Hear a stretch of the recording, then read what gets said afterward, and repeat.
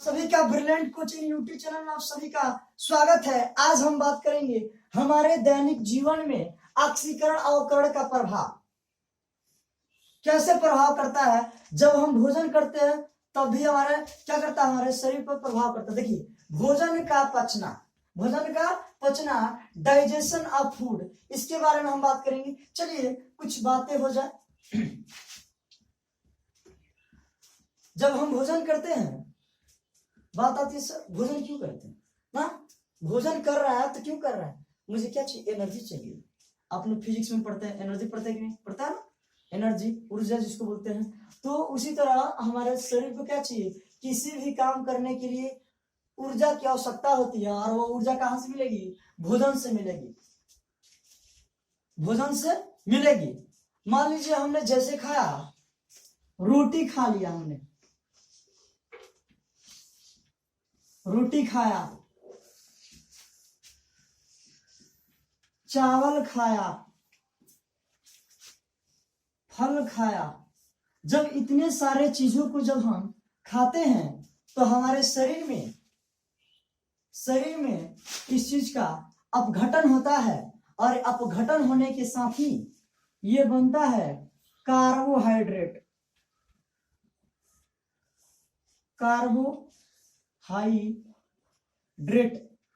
किसमें जब बनता है जी, कार्बोहाइड्रेट में टूटता है। और ये कार्बोहाइड्रेट ग्लूकोज के रूप में टूटता है। ग्लूकोज में बनता है। और इसी का फॉर्मूला होता है C6H12O6। इसलिए इसको हम लिखे हैं क्योंकि इसको जब हम रिएक्शंस के थ्रू बताएंगे हमारे शरीर में किस तरह से ये कार्य करता है, तो इस चीज को दिखाने के लिए किसी का प्रयोग करेंगे। इसीलिए इस चीज को हम बताए हैं। चलिए जरा देख लेते हैं। ये जो कार्बोहाइड्रेट है बहुत ही लार्ज पार्टिकल होता है। और इसी को तोड़ने के लिए क्या करते हैं, हमारे शरीर में डाइजेशन की प्रक्रिया होती है। रोटी चावल खाया, चबाते हैं, दांतों से छोटा छोटा पार्टिकल करते हैं। और छोटा छोटा पार्टिकल होने के कारण कार्बोहाइड्रेट में चेंज हो जाएगा। और वही कार्बोहाइड्रेट किसमें चेंज होता है, ग्लूकोज में। और इसी प्रोसेस को देखिए, रोटी और चावल और फल किसमें चेंज हुआ, कार्बोहाइड्रेट में। और कार्बोहाइड्रेट किसमें चेंज हुआ, ग्लूकोज में। इसी प्रोसेस को हम क्या बोलेंगे, इसी प्रोसेस को हम बोलेंगे डाइजेशन। यानी भोजन को बड़े पार्टिकल से छोटे पार्टिकल्स में जो प्रोसेस होती है, जो क्रिया होती है, उसी क्रिया को बोलते हैं डाइजेशन। क्या बोलते हैं इस चीज को, डाइजेशन बोलते हैं। अब देखिए डाइजेशन के बाद क्या होगा, हमारे शरीर में कैसे प्रभाव पड़ेगा, चला चलते हैं। मान लीजिए हमने खाना खा लिया ना। तो जैसे ही खाना खाते हैं तो हम जानते हैं किसी भी जीव को जीने के लिए क्या चाहिए, ऑक्सीजन चाहिए ना। पेड़ पौधों को CO2 चाहिए, हमें क्या चाहिए, ऑक्सीजन चाहिए। तो हम जैसे ही ऑक्सीजन लेते हैं, O2 हम लेते हैं, जैसे ही हमने गैस के रूप में रेस्पिरेशन सिस्टम में क्या लिया, O2 लिया। और ये O2 क्या करता है, हमारे शरीर में प्रवेश कर गया और भोजन के साथ क्या करता है, उसको तोड़ता है। और इसी को चावल और रोटी जो उसके टुकड़े होते हैं, टूटेगा कार्बोहाइड्रेट में, अब कार्बोहाइड्रेट को तोड़ देता है ग्लूकोज में। वो कौन तोड़ता है, वो तोड़ता है O2। इसीलिए हमारे भोजन में देखिए यहाँ पर ग्लूकोज के फॉर्मूला में इसीलिए O आता है। कहां से आया वो आता है कि नहीं, हमने बताया था। अगर किसी कंपाउंड के साथ ऑक्सीजन जुड़ता है, तो ऑक्सीकरण होगा। क्या होगा, ऑक्सीकरण। तो यहाँ पे देखो ना, ग्लूकोज के फॉर्मूला में O है, यानी O का मतलब है ऑक्सीजन। ऑक्सीजन दे दिया, इसका मतलब है ऑक्सीकरण हुआ है। यानी इसी को बोल रहा है ऑक्सीकरण अवकरण का प्रभाव हमारे दैनिक जीवन में हो रहा है कि नहीं। डेली हम भोजन करते हैं और ये डेली हमारे शरीर में क्या करता है, प्रोसेस करता है। चलिए बात करते हैं। और मान लीजिए इसको और कैसे, इसको और बेहतर बताएंगे। देखिएगा जरा ध्यान से, इसके रिएक्शंस को हम जब जानेंगे तब और अच्छा से क्लियर होगा।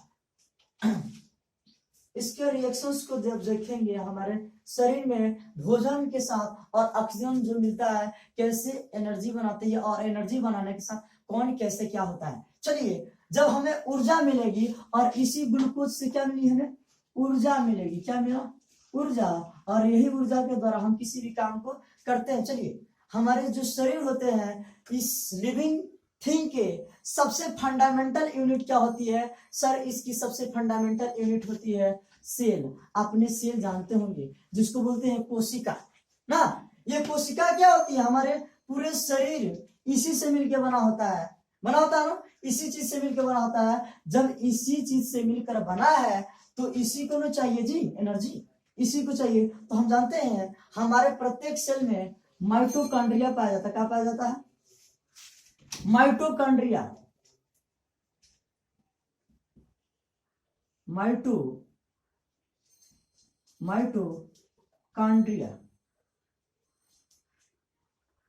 माइटोकॉन्ड्रिया होता है जी। हाँ, ये माइटोकॉन्ड्रिया जो होती है, इसे पावर हाउस भी कहा जाता है या ऊर्जा गिरी के भी नाम से जाता है। क्यों कहा जाता है इसे ऊर्जा गिरी सर? इसलिए कहा जाता है क्योंकि इसमें ऊर्जा का क्या होता है? स्टोरेज होता है, भंडारित होता है, इसी में जाता है। और माइटोकॉन्ड्रिया में किस तरह से जाता है? एनर्जी वो जाता है, ऊर्जा किस तरह से स्टोर होता है?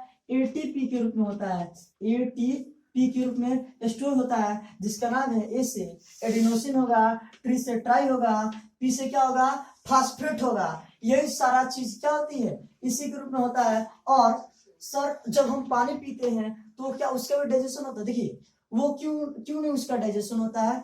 पानी का डाइजेशन तो होता है बड़ी आंत में, लेकिन जो पानी होता है ये बहुत ही क्या होता है? स्मॉल पार्टिकल होते हैं, छोटे पार्टिकल होते हैं, बहुत छोटे कण होते हैं, इसलिए इनका डाइजेशन आसानी से हो जाता है। जबकि ये कार्बोहाइड्रेट है, प्रोटीन है, वसा है, ये जब हम इसको लेंगे, हम खाएंगे, तो पता चलता है ये बड़ा सा पार्टिकल है, और इसी बड़ा सा पार्टिकल को छोटे छोटे रूपों में तोड़ देना ही क्या कहलाता है? डाइजेशन कहलाता है। अब हम इसको चलेंगे रिएक्शंस के साथ। अब हम इसको पढ़ेंगे रिएक्शंस के साथ कौन कैसे होता है। आते हैं रिएक्शंस, देखते हैं हमारे शरीर में किस तरह से रिएक्शंस करता है जब हम भोजन को करते हैं और वायुमंडल से O2 को लेते हैं, यानी ऑक्सीजन को लेते हैं। कैसे रिएक्शंस करता है चलिए एक बार देख ले फिर से। हम यहाँ पर हमने लिखा ग्लूकोज, हमें क्या मिलती है भोजन से? एनर्जी मिलती है ना। और वो एनर्जी किस रूप में होती है? ग्लूकोज। और यही ग्लूकोज किस में हो जाता है? ग्लाइकोजन में होता है। तो चलेंगे ग्लूकोज को लिखेंगे, यहाँ पर होगा C6H12O6। इसको याद करने का बहुत सारा तरीका भी है। ये कार्बन है, कार्बन कितना? 6 है। कितना है? कार्बन के दुगुना हाइड्रोजन, हाइड्रोजन के आधा ऑक्सीजन। ऐसे भी याद कर सकते हैं। या एक और तरीका है, जरा ध्यान दीजिएगा, ये थोड़ा फनी है। कितनी हसरत है ऊपर वालों से। क्या बोलेंगे?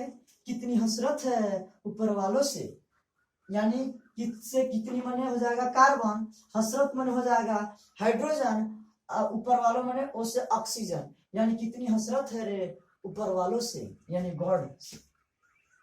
यह जब रिएक्शंस करेगा ना, जब ये रिएक्शंस करेगा, हमने वायुमंडल से क्या लिया? हमने वायुमंडल से क्या लिया? ऑक्सीजन लिया।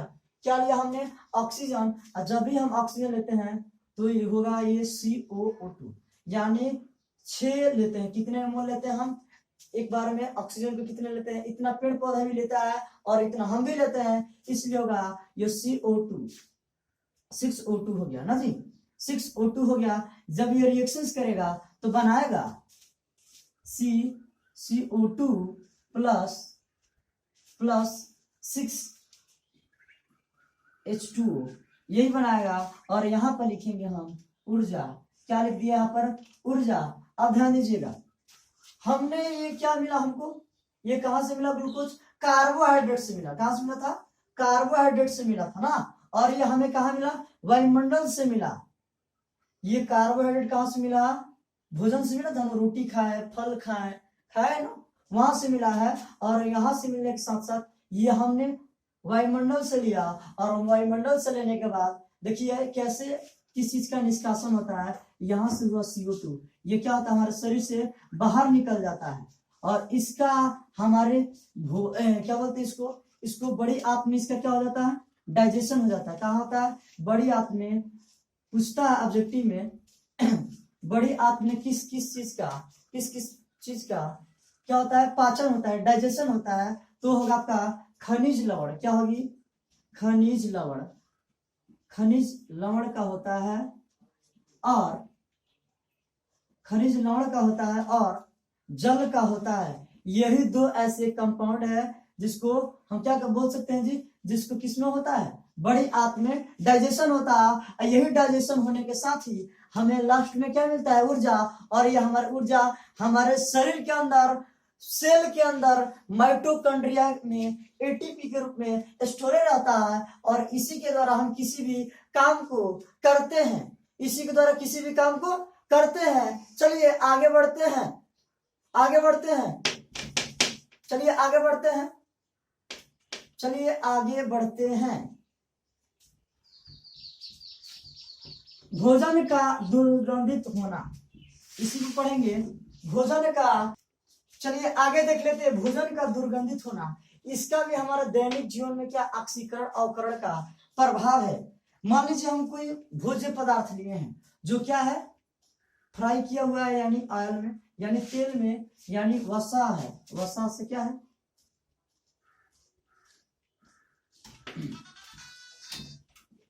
वसा, वसा युक्त है। वो क्या है? वसा युक्त है। और वो क्या है?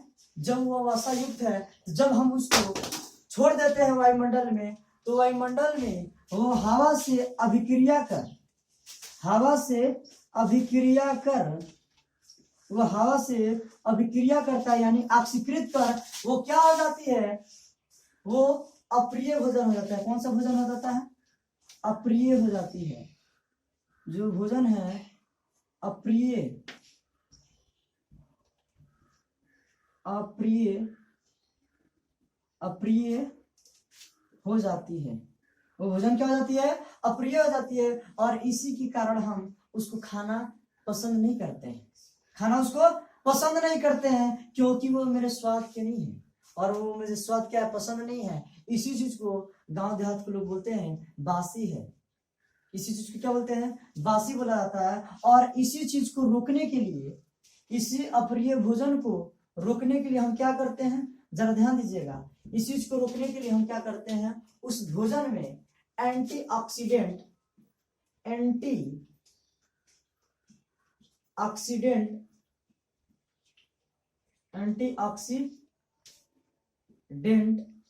एंटीऑक्सीडेंट पदार्थ को मिला देने से इस ऑक्सीकरण की प्रक्रिया, यानी भोजन को खराब होने से बचाया जा सकता है। वो सब किससे करता है? ऑक्सीकरण के कारण होता है, क्योंकि हमारे वायुमंडल में ऑक्सीजन होता है, वही इसके साथ क्या करता है? रिएक्ट करता है।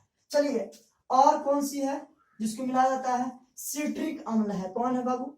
सिट्रिक अम्ल है। इसी के कारण रोका जा सकता है इस चीज को अप्रिय होने से। और क्या हो गया? लेसिथिन है। कौन है? लेसिथिन। ये जो हम पदार्थ लिख पा रहे हैं, ये एक तरह का क्या है? केमिकल होते हैं। और इन्हीं केमिकलों के द्वारा उस चीज को ऑक्सीकरण से होने से बचाया जा सकता है। आपके ऑब्जेक्टिव बोर्ड एग्जाम में क्या पूछेगा? आपके ऑब्जेक्टिव बोर्ड एग्जाम में पूछ सकता है कि भोजन को दुर्गंधित होने से बचाने के लिए हम क्या करेंगे, उसको लिखिए।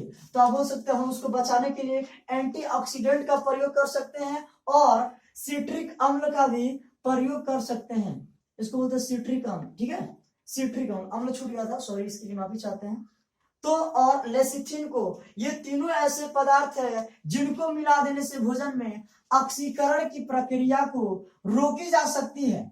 इसी कारण क्या करी जा सकती है? रोकी जा सकती है। आपने देखा होगा, चिप्स खाया होगा आपने ना, चिप्स खाया ना आपने, चिप्स खाया ना। जब आप चिप्स खाते हो तो उस पर वो फूला हुआ रहता है, पॉकेट रहता है ना, उसमें भी क्या होता है? अम्लीय पदार्थ होता है, यानी उसके क्या बोलते हैं उसको, हाँ, जो उसमें आलू जो काटा जाता है, आलू काट कर उसमें डाला जाता है, यानी उसको चिप्स, यानी थोड़ा सा उसको फ्राई करके मसाला डाल के उसको रगड़ा जाता है ना। उसी चीज को बचाने के लिए उस चिप्स के पॉकेट में, कुरकुरे के पॉकेट में नाइट्रोजन गैस भी भरा जाता है। क्या भरा जाता है? Nitrogen gas.